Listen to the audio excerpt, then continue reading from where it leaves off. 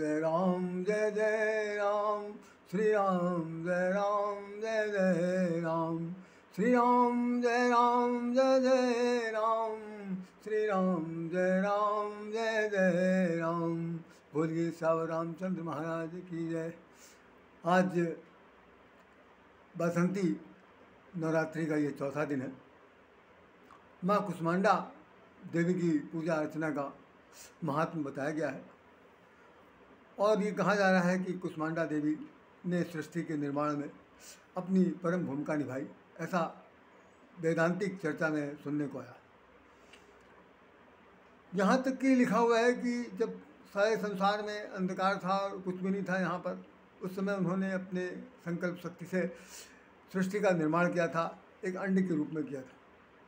उनका जो स्थान है वो सूर्य के मध्य में है और सूर्य प्रभा से वो बिल्कुल अलंकृत है। ऐसा लगता है उनके पूरे शरीर में सूर्य की प्रभा ही दिखाई पड़ती है और वो शक्ति स्वरूपा हैं। उनके स्वरूप को देखने से, उनके स्वरूप की आराधना करने से बताते हैं बहुत सारे प्रकार के रोग से लोग मुक्त हो जाते हैं और उनको ज्ञान की शक्ति की प्राप्ति होती है, ऐसा सुनने पढ़ने में आया। अब एक प्रश्न ये उठता है कि वास्तव में कुष्मांडा देवी को नाम इनका कुष्मांडा क्यों पड़ा? क्योंकि ये किसी की पुत्री तो है नहीं। जो 9 दुर्गों की पूजा की जा रही है नवरात्रि के बीच में, उसमें तो ऐसा तो कहीं उल्लेख नहीं मिल रहा कि भाई इनकी भी कहीं उत्पत्ति हुई थी। जैसे शैल पुत्री का नाम आया, ब्रह्मचारिणी का नाम आया और चंद्रघंटा का नाम आया, उसी प्रकार से कुष्मांडा का भी नाम आज चौथे दिन हम लोग ले रहे हैं और बहुत ही श्रद्धापूर्वक इसको मनाया जा रहा है। तो मैं आपको बताना चाहता हूँ, बनाने की चेष्टा करो, बताना क्या चाहता हूँ। मुझे तो इतना कहने का कोई साहस नहीं कर सकता क्योंकि सभी लोग विद्वान हैं, कोई ऐसा व्यक्ति नहीं है जिसको अपनी विद्वता पर गर्व न हो। लेकिन मैं ही अपने को अल्पज्ञ मानते हुए आप लोगों के सामने अपनी बात को कहना चाहता हूँ कि वास्तव में कुष्मांडा को कहते हैं कद्दू, कुमड़ा, और वो बलि के रूप में प्रयोग किया जाता। उसका एक नाम और है सीताफल, कि सीताफल भी है, वो कद्दू के रूप में भी है, कुम्हड़ा भी कहलाया जाता है, कुष्मांडा के रूप में भी नाम लिया जाता है। और भिन्न भिन्न प्रांतों में जहाँ जिस रूप में इस सब्जी को फल चूँकि कह दिया गया सीताफल है, तो इस फल को भिन्न भिन्न नामों से दिया जाने लगा। और कह रहे हैं कि इसका जो प्रयोग है वो वास्तव में बलि के रूप में किया जाता है। जैसे नारियल के फल को भी श्रीफल कहते हैं, उसको भी बलि के रूप में दिया जाता है कि जबकि कोई कार्यक्रम होता है तो सबसे पहले फोड़ने की प्रथा की जाती है और ऐसा सब कुछ करती है। लेकिन मेरा अपना मानना यह है कि कोई भी देवी ऐसी इस धरती पर मेरा ख्याल नहीं है कि जो वो किसी के रक्तपात से या किसी के गर्दन कट जाने से या उसकी बलि चढ़ा दे जाने से खुश हो जाती हो, ऐसा तो नहीं है। ये कुप्रथा के रूप में था। कभी कभी हमने बहुत साल पहले हमने देखा कि भाई यहाँ लखनऊ में कालीबाड़ी है, एक बंगालियों का एक बहुत बड़ा मंदिर है, वहाँ पर हमने बकरे का बलि चढ़ाते हुए देखा। और ऐसा एक बार अवसर हुआ, मैं वहाँ विंध्याचल देवी मंदिर गया, वहाँ पर भी ऐसा देखने को मिला कि वहाँ कोई खास एक हिस्सा बना हुआ था जिस जगह पर बलि चढ़ाई जाती थी। खैर, बलि माने बलिदान देना, बलि माने अहंकार का बलिदान देना। जैसे बकरा काटा जाता है तो बकरा की बलि दी जाएगी, तो वो अहंकार का प्रतीक है। जैसे राजा जो दक्ष थे, वो आखिर में वो अहंकारी राजा थे जिनकी वो पुत्री सती थी, तो उनको मार करके आखिर में बकरा के ही सिर काट के लगाया गया। जितने भी जानवर थे, किसी जानवर की जरूरत नहीं पड़ी, हाँ भगवान शंकर ने बकरे का सिर लगाया, क्योंकि वो मैं करता, मतलब उसके अंदर अहमतावादी मैं ही सब कुछ हूँ, इसलिए उसको काटने जाने की एक पारंपरिक प्रथा बन गई। लेकिन यहाँ पर कुष्मांडा देवी के सिलसिले से कोई भी लेना देना नहीं है। मैं सिर्फ इतना बताना चाहता हूँ कि जब सीताफल उसे कहते हैं, तो आप में शायद बहुत ही कम आप लोगों को जानकारी होगी कि जैसे सीताफल होता है वैसे एक रामफल भी होता है। आपने रामदाना का भी नाम सुना होगा, रामदाना भी है। हमारे यहाँ तो बहुत सारी चीज़ें हैं, हर चीज़ की तो पूजा होती है, वृक्षों की पूजा होती है, फलों की पूजा होती है। किसका नाम मैं ले लूँ? मैं आम की पूजा होती है, आंवले की पूजा होती है, बरगद की पूजा होती है, पीपल की पूजा होती है, और जैसे खीरे में हमारे यहाँ भगवान जन्म लेते हैं। क्या चीज़ नहीं है। अब उसमें कुम्हड़े का भी नाम आ गया, सीताफल। सीता के नाम से फल है और राम के नाम से एक फल है। उस फल का नाम जानते क्या आप लोग? जानकर बड़ा आश्चर्य होगा। मैं बताना नहीं चाहता था, लेकिन फिर भी बता दे रहा हूँ कि रामफल उसे कहते हैं जिसका नाम है, हम लोग अपनी भाषा में कटहल कहते हैं। कटहल को रामफल कहा जाता है। क्या खास खास बात है कि उसके अंदर जो कोए होते हैं, उस जब जिस वक्त वो पक जाता है, जब पक जाता है तो उसके अंदर मिठास की सुगंध कहाँ से कहाँ तक फैलती है पता नहीं, दूर दूर तक लोग समझते हैं कि इनके यहाँ कटहल पक रहा है। महुआ और कटहल की एक साथ की भूमिका होती है। और दूसरी चीज़ और सुन लीजिए कि वो जड़ से शुरू होता है, जड़ से पकना शुरू होता है, जड़ में भी निकलता है, तने में भी रहता है, डालियों में भी रहता है, सब जगह उसके कटहल के फल। तो कहने का मतलब है कि भगवान का नाम, भगवान का फल, भगवान के नाम का फल तो जड़ से लेकर के तने और वृक्ष की कोपल टहनियों में भी फैला पड़ा। लेकिन उस जो कोआ है, कोए के अंदर जो बीज है वो कैसा है, खाने में बहुत नीरस होता है, उसके अंदर कोई मिठास नहीं होती, कोई तरह का रस नहीं होता है, कोई कोई कुछ नहीं है, बिल्कुल सादा सा होता। तो राम का नाम तो सुनने में बड़ा अमृतमय है, लेकिन वास्तव में उसका रस जो है वो नीरस है, अर्थात वैराग से युक्त है। अब सीताफल सीता जी के ही लिए नाम पर बना हुआ है।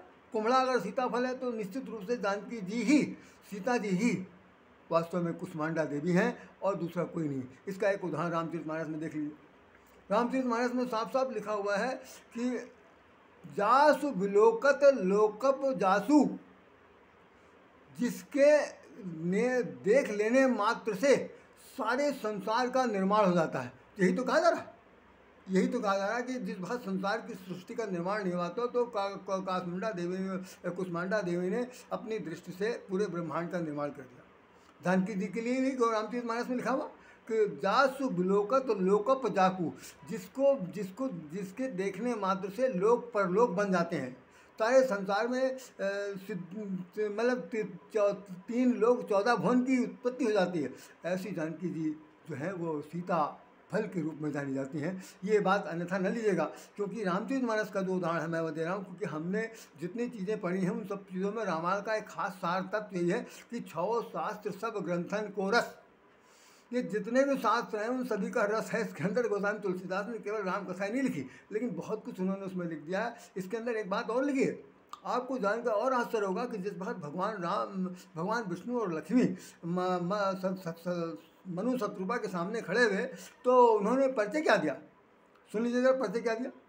उन्होंने कहा कि भाई हमने तो आपको बुलाया था, तपस्या तो हमने आपकी की थी, ओम नमो भगवते वासुदेवा, ओम नमो भगवते वासुदेवा, और आपके साथ ये जो आई हुई ये कौन है।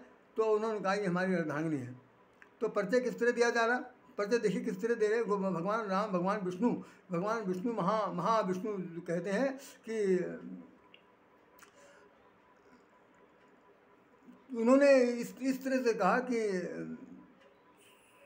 बहुत सुंदर सा वाक्य उन्होंने लिखा है कि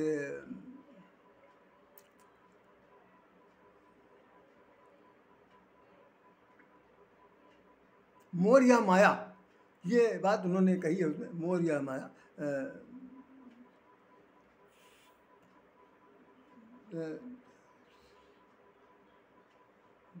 बहुत ही सुंदर सा वाक्य मैं इस वक्त भूल रहा हूँ कि इसमें उन्होंने यही लिखा कि वाम अंग सीता सोई और संसार की रचना करने में मोर यह माया लिख करके उन्होंने रामचरितमानस की उन्होंने अपनी बात को रखी।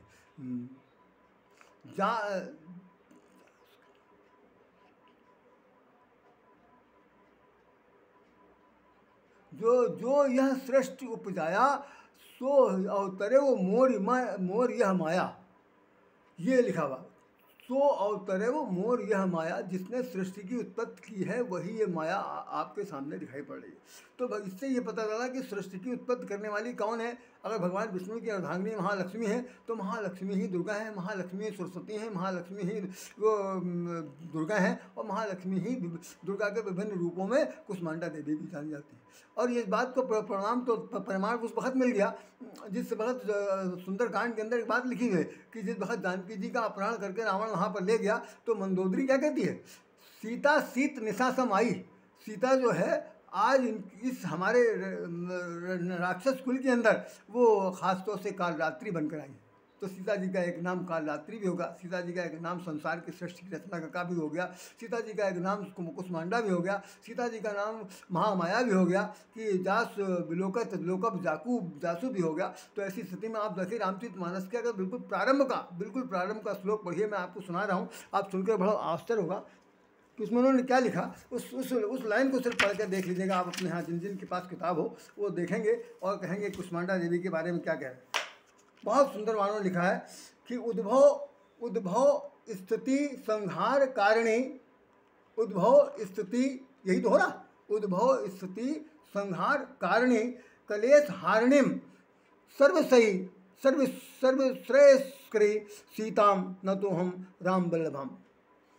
कि जो उद्भव करने वाली हैं, जो पालन करने वाली हैं, जो संसार का संहार करने वाली हैं और कलेश को हरण करने वाली हैं, वही सर्वश्रेष्ठ जानकी जी राम की बल्लभा है, राम की धर्मपत्नी है। अब ये तो बात गोस्वामी जी ने बिल्कुल प्रारंभ में रामचरित मानस का बिल्कुल प्रारंभ है, उसमें ये श्लोक लिखा हुआ। जिन लोगों को पढ़ना हो पढ़ करके देख लेंगे, हम इसमें ज़्यादा हस्तक्षेप नहीं चाहते।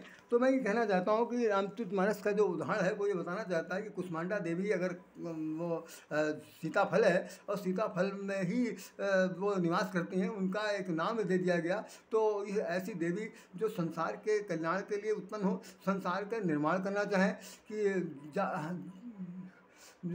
सृष्टि उपजाया, हाँ, सो अवतरे मोर यह माया, यही उन्होंने लिखा, और वही महामाया के रूप में जानी जाती हैं। तो मेरा कहने का भाव सिर्फ इतना है कि सारे संसार में जिसका नाम है, जिसने अपने अद्भुत क्षमता से सृष्टि का निर्माण किया, लेकिन ये सब ध्यान रखिएगा, ये सब जो है भगवान महानारायण के ही नेतृत्व में सब कुछ होता है, क्योंकि वो उद्भव संहार हारिणी क्लेश कारिणी जो वाक्य लिखी गई, इसका तात्पर्य सिर्फ इतना ही है कि वास्तव में वो जो कुछ भी हो रहा है वो सृष्टि में एक तो नायक है, दूसरा नायिका है, एक सर्जक है, दूसरा उसका पालन करता है।